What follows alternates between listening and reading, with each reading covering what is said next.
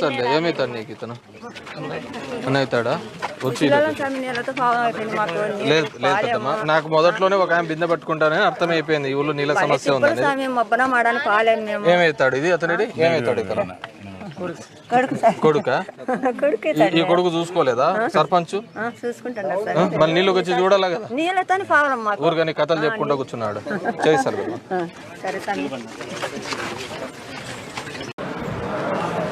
చెప్పు ఇది చదువు స్కార్పియన్ బయట అయినప్పుడు ఏం చేయాలో చదువు. నువ్వు ఫోర్తా ఇది ఫిఫ్త్ క్లాస్ బుక్కా నువ్వు చదువు అటు జరుగు. నీ పేరు ఏం పేరు నాన్న బొమ్మ పూలా ఇవి అదే ఎందుకు బయట ఉన్నాయిలే అనుకున్నా. చదువు స్కార్పియన్ బయట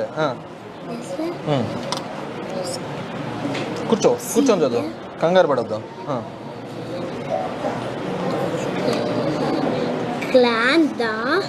clean the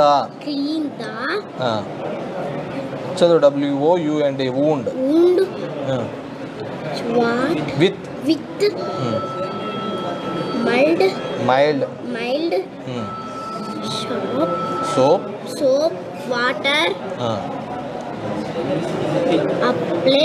apply a cool compress onto the affected area to reduce the pain. నీకు నెక్స్ట్ ఇయర్ నుంచి ఏం చేస్తామో తెలుసా? ఏం పేరు నీ పేరు? లహరి. నెక్స్ట్ ఇయర్ నుంచి ఇంగ్లీష్ కో టీచర్ని పెడతాం, మ్యాథ్స్ కో టీచర్ని పెడతాం, సైన్స్ కో టీచర్కి, హిందీకి అట్లా సపరేట్ టీచర్లు పెడతాం. అప్పుడు బాగుంటుంది కదా. ఇప్పుడు అన్నీ ఆ టీచరే చెప్తున్నాడు కదా. ఇదే అనేది మేధావాళ్ళని ఆయనే చెప్తున్నాడా ఇప్పుడు అన్నీ? అలీపీరా సార్ చెప్తాడు. ఎంతమంది ఏ సబ్జెక్ట్ చెప్తాడు అలీపీరా? అన్ని సబ్జెక్టులు అలీపీరానే చెప్తాడు. నీకు అది మేలా ఒక్కో సబ్జెక్ట్ ఒక టీచర్ చెప్తే మేలా? ఒక్కో సబ్జెక్ట్ ఒక టీచర్ పెడితే మేలు కదా. అప్పుడైతే బాగా చదువుకోవచ్చు కదా. సరేనా? ఇప్పుడు అన్ని చోట్ల ప్రైమరీ స్కూల్స్లో కూడా అదే పద్ధతే కదా, సబ్జెక్ట్ టీచర్సే కదా. మీరేనా అలీపీరా? మీరు ఎక్కడి నుంచి వస్తారు?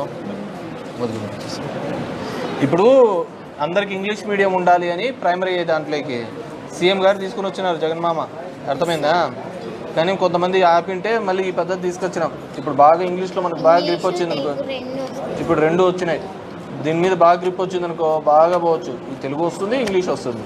ఇప్పుడు చెప్పు, తోలు కుట్టినప్పుడు ఏ ప్రథమ చికిత్స ఏమేమి చేయాలో చెప్పు.